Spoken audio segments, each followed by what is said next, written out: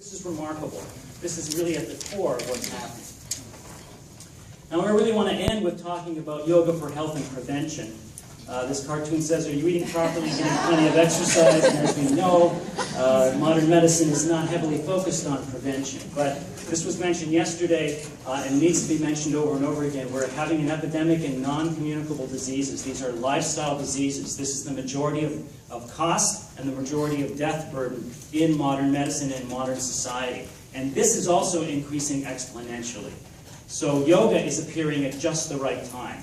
And the medical system doesn't work well with that. The medical system is focused on treating symptoms. Laser-guided MOX. This cartoon reads, grand opening, new laser weight loss clinic. Okay, Mr. Huntz, not to worry, let me turn the power down a little. The focus is on treating symptoms. It's not sexy in modern medicine to treat the underlying causes because what you need to treat lifestyle diseases is behavioral treatments. And those are not viewed as sexy. But yoga is a very powerful behavioral treatment. And this is the idea of the three-legged stool, that we not only need surgery and pharmaceuticals, we need self-care, which is exactly what yoga is. So the idea of working with stress and prevention, I think, is key to yoga.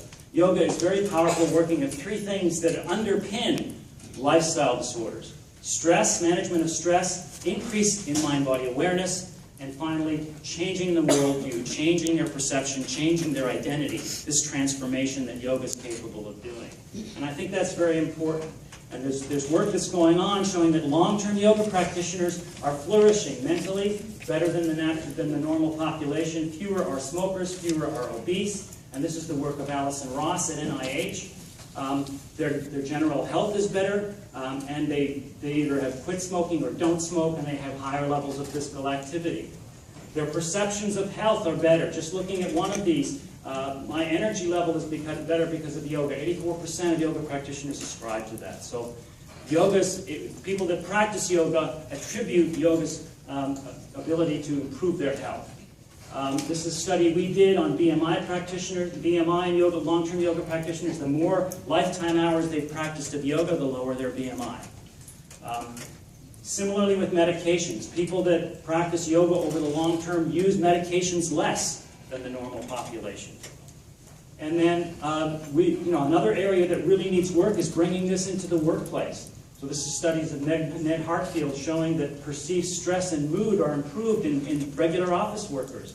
And this is another follow-up study showing reductions in perceived stress in this workplace intervention. This is also showing up in prospective studies. This study showed that people that practice yoga increase their physical activity.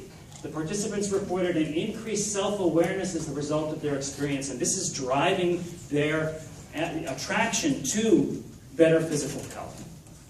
And speaking of prevention, the best place to do prevention actually is children and adolescents. And this is a study that showed that the majority of seriously impairing and persistent mental health conditions begin in childhood. So we're better to start these things than in childhood. So our lab has really been focused on yoga for children and adolescents, and there's a movement in this direction. The burden of mental health in children is huge.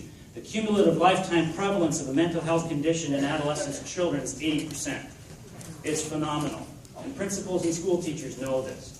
So I'm going to end with the example of a qualitative study just to show you that these kids can practice this stuff and do experience it and make the changes and are experiencing changes that are consistent with preventive medicine and improving lifestyle. So this top quote says, I used breathing outside the classroom in my life to calm me down. If I was stressed or angry, I would then do the breathing to calm me down, and I would probably continue to do this. I was less anxious about school in general. This next one is beautiful. I learned how to pay attention to how my body feels. Another quote, I've been eating healthier, more fruits and vegetables, and not a lot of junk food, for example, ice cream and candy. They weren't instructed to do this. They're doing it because their mind-body awareness has increased. I've been a lot more happier lately. I feel like a better person, making better choices and staying out of trouble. And this is my favorite quote. My friends would complain before and after class, so there's a lot of peer pressure to not like yoga. But it made me more calm. I like it, but a bunch of my friends are peer pressuring and stuff. They are like, yoga sucks and all that stuff. I'm like, oh, I feel relaxed. And they're like, dude, how can you feel relaxed? So they're not only practicing this stuff, they're defending it to their peers. These are 14-year-old boys who, when they come into this, say, I don't want to do that crap, it's for girls. A month later, this is what they're saying. And this goes on to the school level as well. We've had this going on in this one school for years, and this is a quote from the school counselor. Yoga has made a huge impact on our school. It's making our school a better place. So this is an indication of societal level changes. So in terms of future